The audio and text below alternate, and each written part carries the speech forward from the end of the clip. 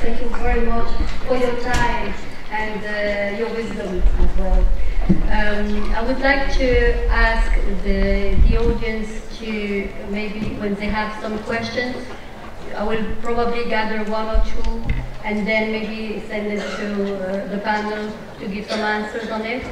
I would ask the panel to share the time, because we don't have that much time, so if you would maybe make it some kind of, I know, it is about dialogue and it is about giving each other the time to as well listen to what the other has to say. I learned a lot, I have to say personally, since now, not only since yesterday where we all met, but since actually the project started with Diana Lind and Mary I. And especially I have to say, I'm quite emotional after listening to some of you today. I worked with Dr. Patricia Kieran, and I have to say that I learned a lot about listening and about letting the other just express whatever. And sometimes silence is definitely a way of dialogue. So if you would like maybe just take a few seconds to say what your experience was maybe today for the rest, your personal feeling of today, and to share it with the audience, and maybe yourself could maybe replicate. Thank you.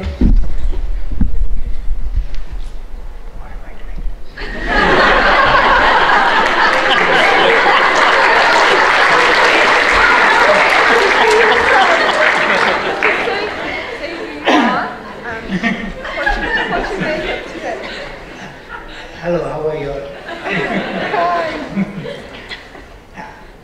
My name is Yoga.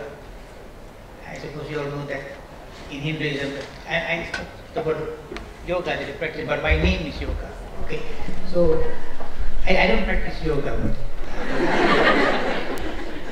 I'm here in Ireland from 2008, but I was in Glasgow from 97. The reason I came to Ireland was my wife is Irish and she wanted to come back home. So I'm here. I'm still a Hindu. We have 3 children, they're all baptized. I go to church, but I still pray as a Hindu by myself. So for me, religion is not an issue. I grew up, my country of origin is Malaysia.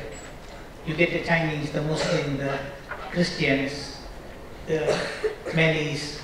All of us live all the time together. We go to each other's house, we celebrate each other's festival, and we have no racial issues or no racial problems.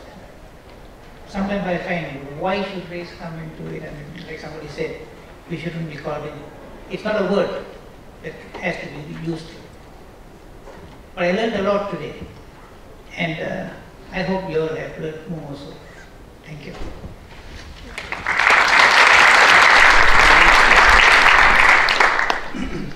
My name is Paramjit Nyote.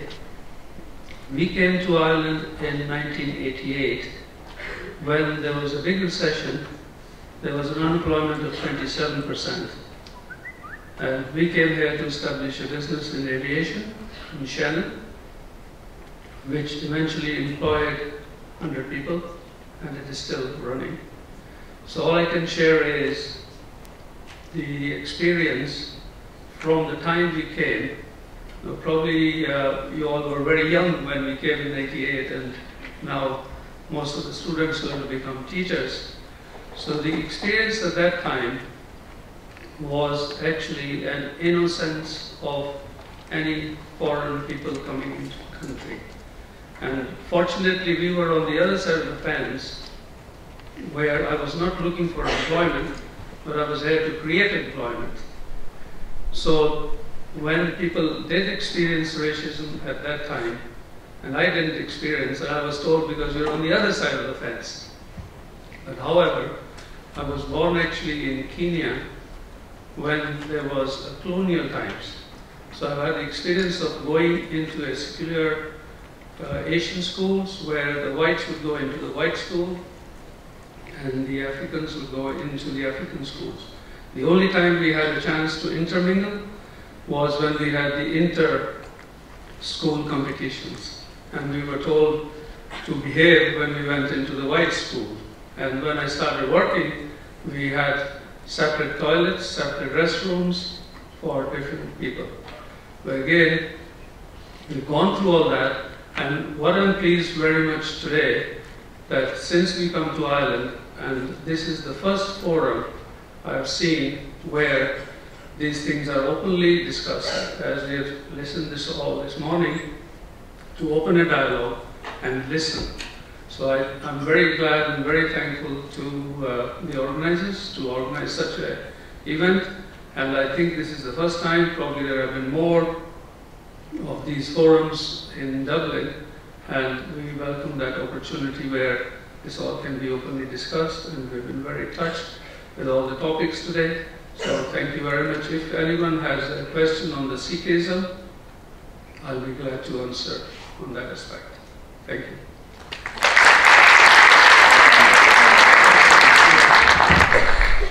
Brendan Leahy, Catholic Bishop here in Limerick. I unfortunately feel a little bit of a cheat because by the time I got to hear about today's gathering, I had already had appointments midday, which I couldn't move. So I got the morning and I got the afternoon, and part of the afternoon anyway. But I suppose the sense I have is this, that it's just wonderful because and one thing that has grown in the Catholic Church in recent years is that to be Catholic, which means universal, is to be dialogue, to be a person of dialogue. And so for me, that this is going on here is just fantastic, and I really enjoyed this morning's input, which looked into all the issues around religious education and dialogue, but then hearing the experiences, the lived experiences on the ground from people, this is what I feel we should be doing. So I'm really, really happy about that. I'm really pleased to be here. So again, congratulations to Trish and to all who organised it. Religious dialogue, I think, is part of what I have lived in the past 30, 40 years of my life. I sometimes jokingly say, when I was 7, my dentist was Jewish, and he remained my dentist until my mid-40s, and he was a wonderful person, and we had a wonderful relationship. He still spoke to me when he was giving me injections, like a 7-year-old, like, that's a good boy, and that kept me all very happy. But, you know, already it opened up the fact, there's a relationship, that's what matters, the relationships, and I think relationships are the key in dialogue, so that's something I'd love to see today. Thank you.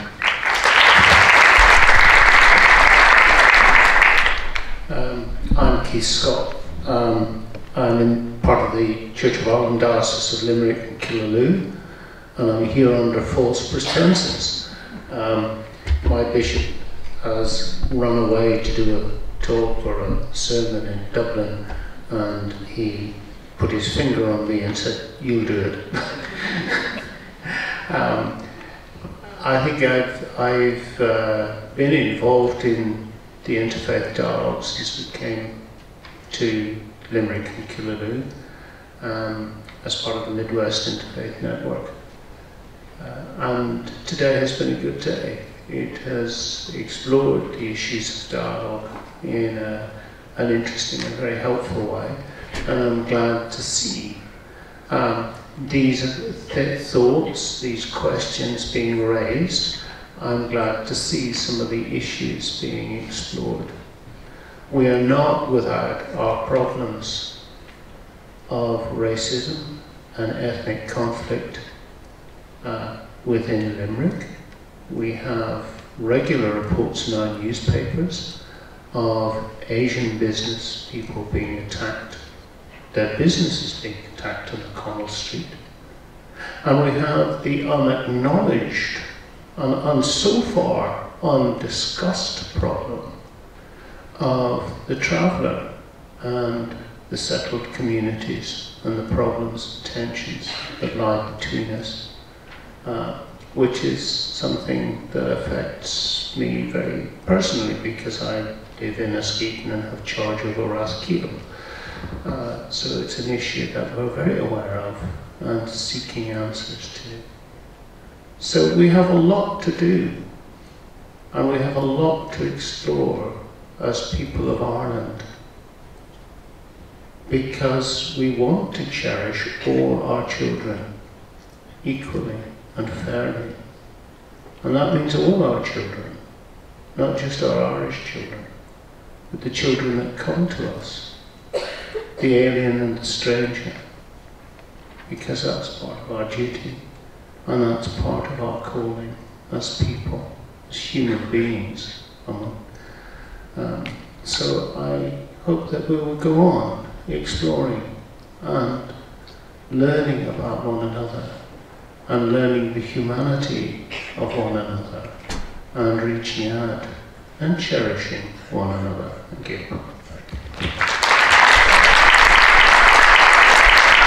Thank you. I'm Michael Nugent, and I'm Chairperson of Atheist Ireland, but I'm speaking here on behalf of Atheist Ireland and the Evangelical Alliance of Ireland and the Ahmadiyya Muslim community in Ireland.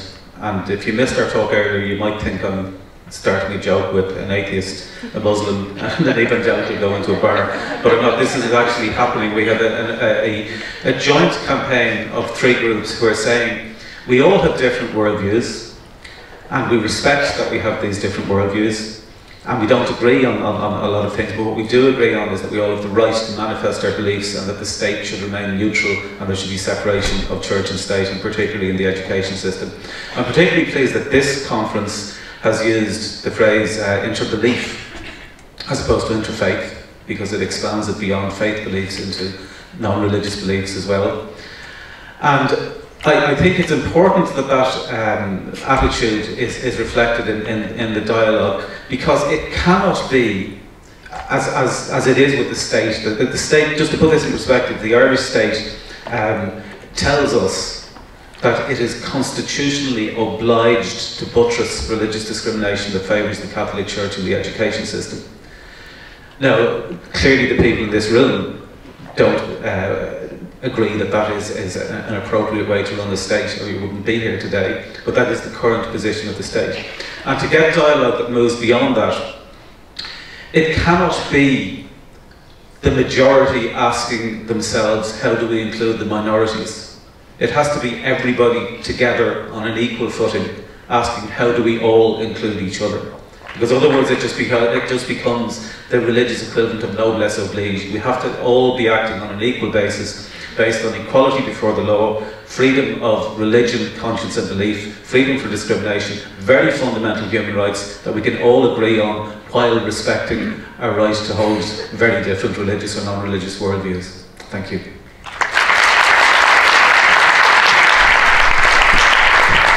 I'm Tricia Rainsford. I'm from the Midwest Interfaith Network, and I'm a Baha'i. And it's been a great day. It's been a very interesting day.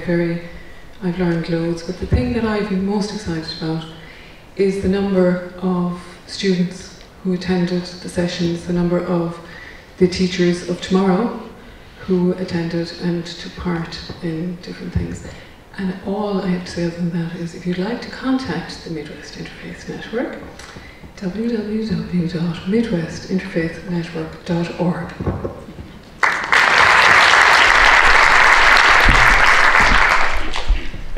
My name is Tommy Reichenthal. I'm a Holocaust survivor.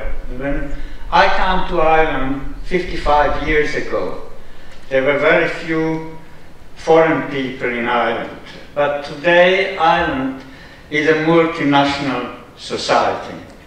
So my message is, if you see somebody is abusing somebody else because he is different religion, or because he is foreign, or different color skin, don't become a bystander.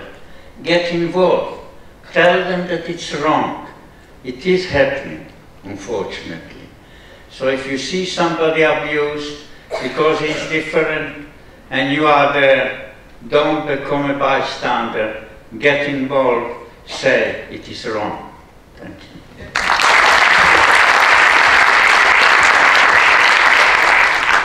Good afternoon. I am Umar Al-Qadri. I am the chair of the Irish Muslim Peace and Integration Council and the head imam of the Al-Mustafa Islamic Center in Dublin 15. I have been here for the past 11 years. I was brought up in the Netherlands. I have seen in the Netherlands that communities can live together, but despite that, they can have a lot of prejudice, they can have a lot of fear for each other. And I would like to avoid that here in Ireland, particularly in the perspective of the Muslim community. And this is also why the Irish Muslim Peace and Integration Council, we have had various different activities and initiatives, and the focus is that as Muslims, we must reach out to the larger community. And it's not nice or good to always blame the larger community for the anti-Muslim sentiments, etc. I think we have a responsibility as a minority to reach out, to do our best to reach out to the larger community and let them know who we really are. And I think the key point is interaction. When interaction happens on really grassroots levels, not just in events like these, but also in sports activities, in community centers, in schools, we see that people's perception changes and people realize that despite all the differences, we all share common humanity, and that is one of my missions here. Thank you.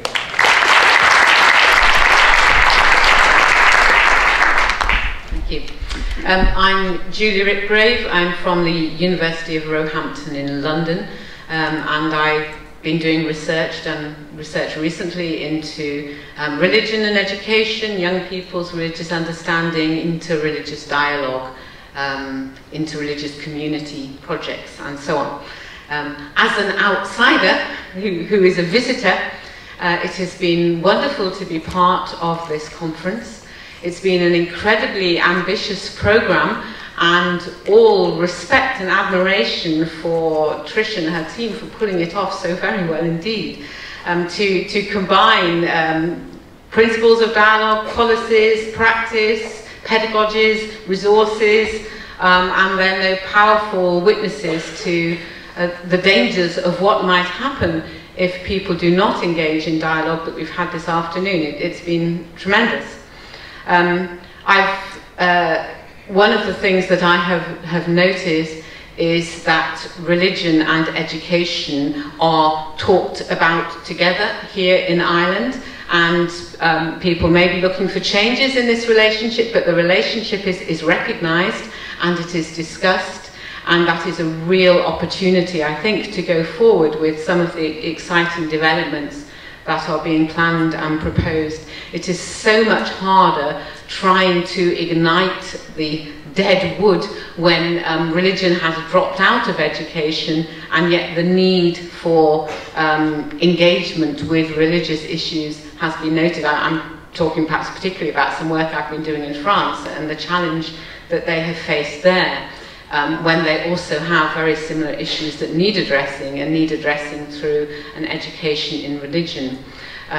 Just finally, it is very refreshing to find that the discourse about the importance of bringing religion into education has not been framed by securitization and anti-extremism agendas that you get in some other places.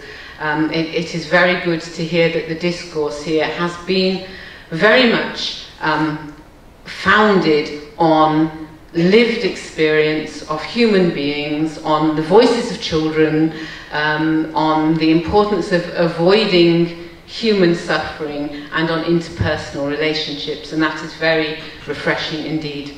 So well done to the team for a fantastic conference. Thank you.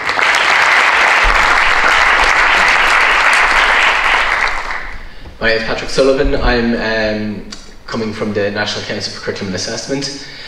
And I suppose I was involved in this initiative from the get-go when I met with Trish last August or so, and we started talking about this idea. At the time it was a very modest idea, and the next time I touched base with Trish, it was all of a sudden we had hijabs and hat tricks, we had international speakers, we had this huge forum that we see today.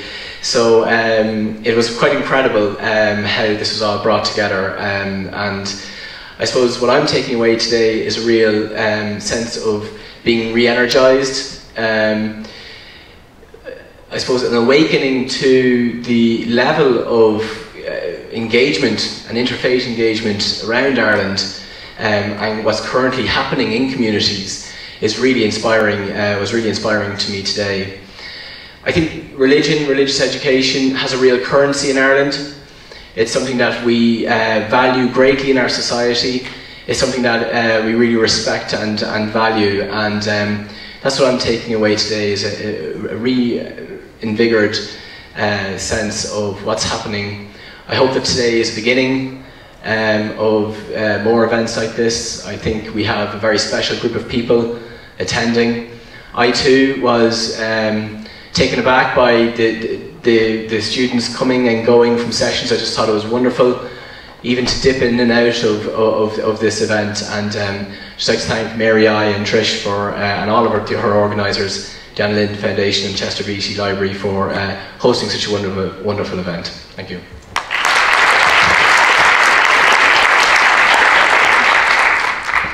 Hello, my name is Adrian Christie, and I work with Dublin City Interfaith Forum. It's always difficult when you're last and everything has been said. However, first of all, I'd like to thank the organisers for putting up such a good program, such a diverse program. I think we all agree that we'll leave today refreshed, and we have learned a lot. I've really enjoyed the dialogue session that we had earlier on, and I think throughout our session the message was very clear that religion or any form of belief should not be used to perpetrate or promote any act of violence. That came very clear at our session. And also that the media has an important role to play in communicating messages. Once again, thank you very much for the organisers, and on behalf of the Interfaith Forum, well done.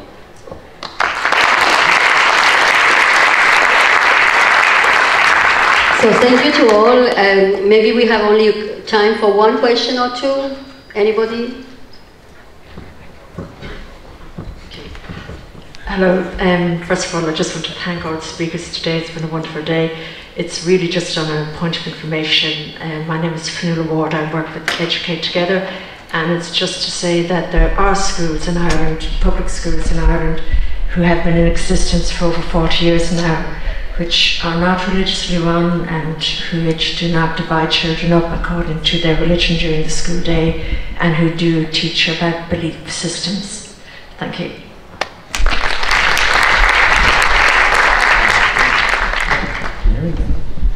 My name is Ken McHugh from Fight Against Racism. I just want to thank everybody from Mary here for inviting us down, because sometimes people don't see the importance of sport in their lives, and I think it's a religion in itself, believe it or not. My grandfather went to a model school, and where he did his Sunday school, where he was supposed to go to school on Sunday to learn about his religion, but he went off to play football, so he was a well-rounded individual, by the way, my granddad. But just on reflection, on a word of advice, I think it's really important in coming to Mary I, when I see so many students. There's very little diversity here. I was quite shocked, actually. I thought it might have been an odd black face or a Chinese face or an Indian face or something in here. Unless we change that, unless we have the teachers in the top of the class at the chalk face reflecting the kids that are in the classroom, you're not going to go anywhere. So you really have to work on that. And it's just a word of advice from my end of things. Thanks very much.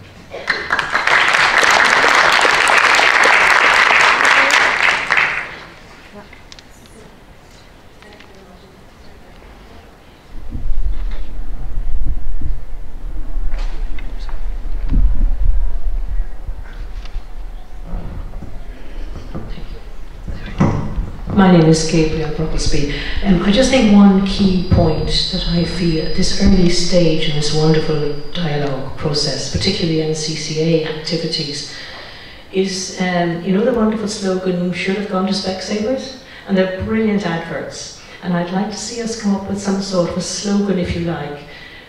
What is your truth? Because I think sometimes, in the past times, key religions such as Catholicism thought they're the truth, Muslims often think they've got the truth, and nowadays I think sometimes the secularists, or dare I say it, atheists sometimes think they've got the truth. So I think we should consider in speaking to others that that other person has a truth for them, but it's equally valid to my truth or anybody else's truth on the table, so to speak, when we're discussing. And just because somebody's very secular or very Muslim or anything else, it shouldn't make them feel superior in that dialogue. I think that's really important. I would ask for the last word because she was inspiring me the whole way through all this event. Patricia, please, to come and say the last word, because she served certainly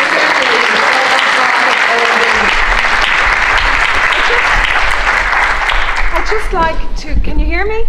It's probably a blessing if you can't. Thank you so much for coming. Thanks to our fabulous speakers. I mean, they were just amazing, and they spoke from the heart. And this dialogue is about the heart and the head and the hands. It's holistic dialogue. I'd like to thank people who have travelled here, and our student body who have come in and out all day. And I think we're at the beginning of something in Ireland, and there's a sense of excitement. So I just want to thank every one of you for coming here today, for listening and for chatting and dialoguing. And my last word, dialogue is fun. It's really fun. So go and enjoy the dialogue on the way out. And thank you so much. Breed Golden, I want to thank Nadia Musad, Jenny from Chester Beatty, and a host of others, everybody from Anna Lind and the interfaith groups. Thank you so much.